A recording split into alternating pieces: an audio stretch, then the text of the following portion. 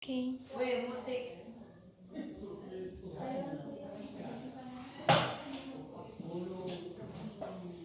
Shalom saudara-saudari yang terkasih dalam Tuhan kita Yesus Kristus. Shalom. Sebelum kita memulai sermon kita pada hari ini, mari kita angkat lagu pujian kita bernyanyi dari Kidung Jemaat nomor 392 ayat 1, Ku berbahagia.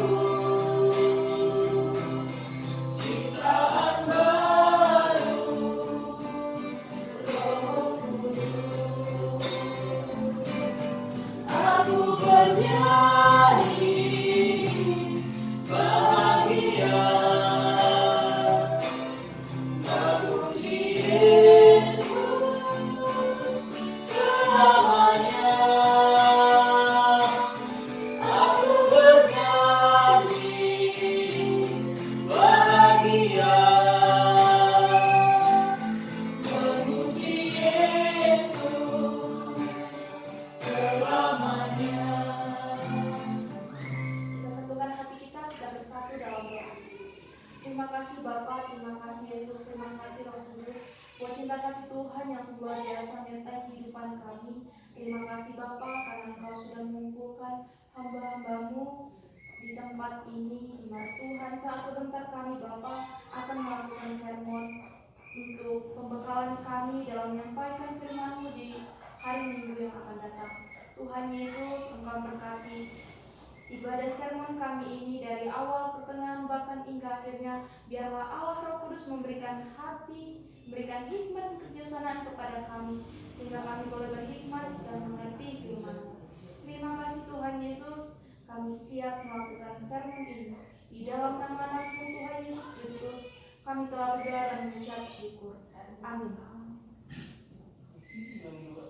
Yang menjadi bahan sermon kita 11 Agustus 2024 tertulis dalam Efesus pasal 4 ayat 25 sampai 32.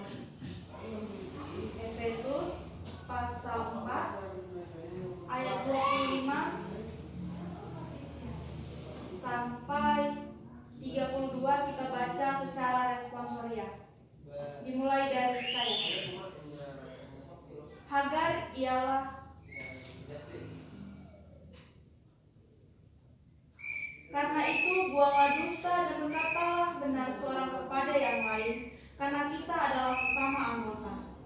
Apabila kamu mencari marah, janganlah kamu berbuat dosa, janganlah matahari terbenam sebelum pada malam. Dan janganlah beri kesempatan kepada iblis. Orang yang mencuri janganlah ia mencuri lagi, tapi baiklah ia bekerja keras dan melakukan pekerjaan yang baik dengan tangannya sendiri, supaya ia dapat membagikan sesuatu kepada orang yang berkekurangan. Janganlah ada perkataan kotor keluar dari mulutmu, tetapi pakailah perkataan yang baik untuk membangun di mana perlu, supaya mereka yang mendengarnya beroleh kasih karunia. Dan janganlah kamu mendukakan Roh Kudus Allah yang telah memperdayakan kamu menjelang hari penyelamatan. Segala kepahitan, kegeraman, kemarahan, pertikaian, dan fitnah hendaklah dibuang dari antara kamu, demikian pula segala kejahatan. Tapi hendaklah kamu ramah seorang terhadap yang lain, penuh kasih mesra dan saling mengampuni, sebagaimana Allah di dalam Kristus telah mengampuni kamu. Demikian pembacaan firman Tuhan. Selanjutnya kita akan memasuki bahan sermon, yakni dimulai dari pendahuluan. Kitab Efesus dapat dibagi menjadi dua bagian besar. Yang pertama pasal 1 sampai 3 membicarakan tentang tugas dan panggilan gereja secara doktrinal. Yang kedua, pasal 4 dan 6 menceritakan tentang apa yang seharusnya dilakukan oleh gereja secara praktis. Yang dimaksud dengan gereja bukanlah gedung atau organisasi, tetapi adalah umat Allah, orang percaya. Pasal 4 dapat dibagi menjadi dua bagian besar, yaitu ayat 1 sampai 16 mengajarkan gereja yang harus bersatu sebagai satu tubuh, dan ayat 17 sampai 32 mengajarkan tentang gereja yang harus hidup dalam kekudusan. Untuk itu, gereja atau orang percaya harus membuang yang lama dan menjadi hidup baru dalam Kristus. Hidup baru dalam Kristus disimpulkan dalam pernyataan Paulus dalam 2 Korintus pasal 5 ayat 17. Jadi siapa yang ada di dalam Kristus, ya adalah ciptaan baru, yang lama sudah berlalu, sesungguhnya yang baru sudah datang. Hidup baru berarti kebenaran, damai sejahtera, dan sukacita di dalam Roh Kudus. Dapat kita lihat dalam kitab Roma pasal 14 ayat 17. Untuk menjadi ciptaan baru berarti menjadi sesuatu yang tidak kita lakukan sebelumnya. Menjadi baru lebih baik dari sebelumnya. Berubah dari manusia lama menjadi manusia baru, memenuhi potensi yang Tuhan telah berikan kepada kita. Perubahan tentu berdasar serta selaras dengan firman Tuhan, terlebih lagi menunjukkan wujud konkret dari perubahan itu dalam kehidupan setiap saat. Rasul Paulus melalui nats kota ini memberi nasihat konkret tentang cara hidup manusia baru yang tertulis dalam Efesus 4 ayat 25 sampai 32. Kepada saudara Paulo, mohon dibacakan penjelasan nats. Penjelasan nats, frasa karena itu menunjukkan hubungan logis dengan bagian sebelumnya yang membandingkan cara hidup manusia lama yang harus ditinggalkan dan cara hidup manusia baru yang harus dikenakan. Kemudian Paulus memberikan nasihat konkret tentang bagaimana manusia baru. Dalam hal nasihat, Paulus ini ada 2 poin penting yang menjadi pokok perhatian kita, yaitu 1 ayat 25 sampai 31 merupakan manifestasi dari kehidupan manusia lama melalui sikap, sifat, karakter, dan perbuatan yang tercela. Dan bagian ini Paulus perincikan nasihatnya dalam beberapa contoh yang konkret. Pertama, Paulus berkata kepada jemaat Efesus, buangilah dusta dan berkata benar. Dusta adalah sifat manusia lama. Manusia lama itu tidak jujur terhadap sesamanya manusia. Ia memakai topeng. Manusia baru tidaklah demikian, ia seperti yang telah kita dengar, diciptakan dalam kebenaran dan kekudusan. Karena itu Paulus menasihatkan anggota-anggota jemaat di Efesus membuang atau meninggalkan dusta itu, dan sebagai gantinya mereka berkata benar seorang kepada yang lain. Motivasi dan nasihat ini ialah sebab mereka adalah sesama anggota manusia baru dengan satu persekutuannya, yaitu persekutuan kasih. Di dalam persekutuan itu mereka saling melayani dan bertanggung jawab satu dengan yang lain. Karena itu mereka harus membuang dusta dan kejahatan-kejahatan lain yang dapat merusak hubungan dan persekutuan mereka. Selanjutnya dibacakan oleh Bang Yudi.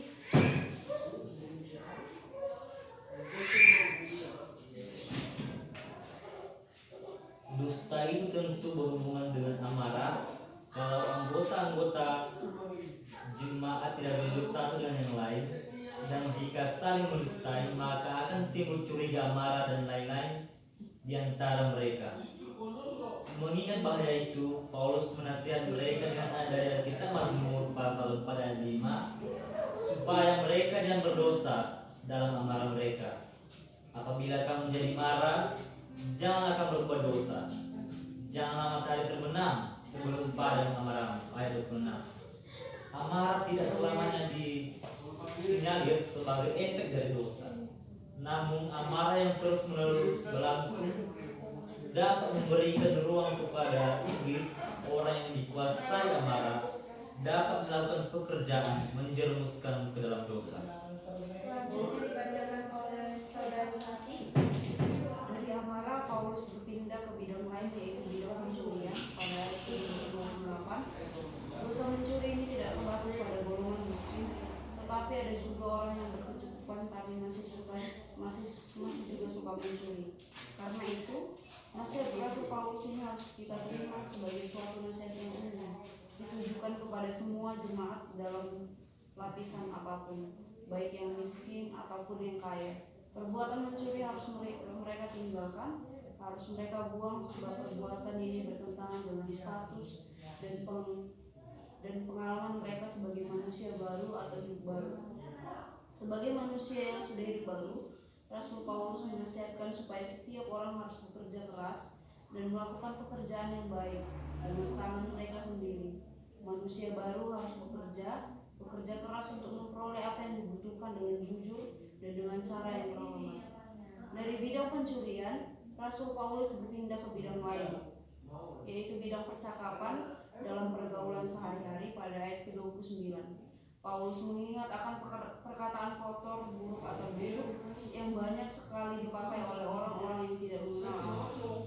Maka dari itu, Paulus menuntut kepada anggota-anggota jemaat di Efesus supaya perbuatan dosa itu mereka hentikan dan sebagai ganti dari perkataan mereka memakai perkataan-perkataan baik, sopan, membangun dan yang mendatangkan kebaikan, berkat atau kasih karunia kepada pendengar-pendengarnya. Nasihat berikutnya Paulus mengingatkan jangan mendukakan Roh Kudus. Mendukakan Roh Kudus di sini dikaitkan dengan kebenaran lain yang penting juga. Roh Kudus sebagai materai atas orang percaya sampai akhir zaman pada ayat ke-30b yang telah memateraikan kamu menjelang hari penyelamatan. Roh Kudus sebagai materai sebenarnya sudah disinggung di surat ini. Pada saat seseorang percaya kepada berita Injil, dia suka dimateraikan dengan Roh Kudus. Dia menjadi milik Allah, dia memiliki jaminan yang pasti sampai pada akhirnya. Inilah yang membedakan orang percaya dengan yang tidak percaya. Keadaan ini seharusnya disyukuri dan dihidupi oleh orang-orang percaya. Maka itulah sebabnya Paulus dengan tegas mengatakan jangan sampai mendukakan Roh Kudus. Selanjutnya dibacakan oleh saudari Natalia. Kedua ayat 31 sampai 32 merupakan klimaks dari ajaran Paulus tentang kehidupan sebagai hidup baru. Fokus Paulus dalam bagian ini tampaknya terletak pada pengampunan. Apa yang diungkapkan Paulus pada ayat 31 yaitu kepahitan, kegeraman, kemarahan, pertikaian, fitnah dan kejahatan lain adalah perbuatan yang tidak menunjukkan hidup baru. Maka Paulus menegaskan semua hal itu hendaklah dibuang dan diganti dengan keramahan, kasih mesra, dan saling mengampuni. Pengampunan ini berdasarkan atas pengampunan yang Tuhan Allah berikan dalam Kristus. Kristuslah yang memungkinkan setiap orang dapat saling mengampuni. Sikap yang mampu mengampuni dan yang mudah terlihat dan dapat menyatakan keramahan dan kasih mesra adalah sikap yang mudah terlihat dari diri manusia yang baru. Dari bahan sermon ini kita sudah melihat perbedaan manusia yang lama dan manusia yang baru, di mana melalui nas ini kita diharapkan dapat menjadi manusia yang baru seperti bahan yang sudah kita baca tadi. Kepada saudara-saudari, apakah ada yang ingin kita sharing atau pertanyakan? Persilakan. Sejauh ini sudah hilang. Kalau dari kaum laki-laki, dari saudari kasih, kita akan masuk kepada kesimpulan. Dari kesimpulan bahan sermon kita ini dengan tema hidup baru dalam kasih Kristus, ada 3 poin penting yang dapat kita ambil. Yang pertama, hidup baru berarti hidup dalam pertobatan untuk terus membaharui diri dalam terang firman Tuhan. Hidup baru bukan sekadar menjauhi sejumlah larangan, namun mengembangkan sejumlah kebajikan yang konkret dengan kasih mesra dan saling mengampuni. Yang kedua, kita adalah manusia yang semula kotor, tetapi oleh pengorbanan Tuhan yang penuh kasih, kita boleh hidup dalam keadaan yang baru dengan manusia baru serta hidup baru. Maka dari itu, hendaknya hidup baru itu menjadi sebuah hidup bagi setiap orang percaya dengan selalu mempertahankan yang lebih baik, bersih dan kudus. Yang terakhir yang dapat kita simpulkan dari bahan sermon kita pada hari ini, Kehidupan orang percaya masa kini tidak boleh terpengaruh dengan perubahan gaya hidup yang negatif, tetapi justru harus menjadi agen perubahan hidup sesuai dengan firman Tuhan. Jadikanlah firman Tuhan sebagai sumber kebenaran yang tidak akan pernah berubah, namun akan membawa perubahan bagi kehidupan manusia.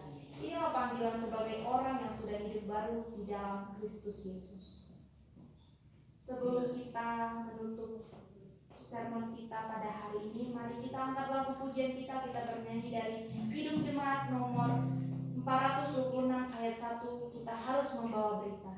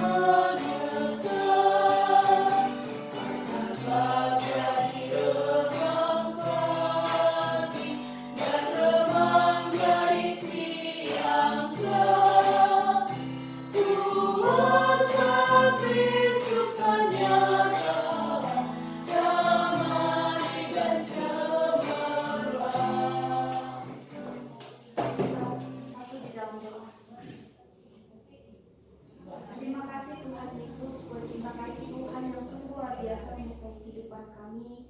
Terima kasih Bapa, kami sudah selesai melakukan sermon kami ini. Kiranya Tuhan, sermon kami ini membuahkan hasil yang baik, sehingga kami nantinya di dalam menyampaikan firman-Mu, kami boleh seturut dengan kehendak-Mu Bapa.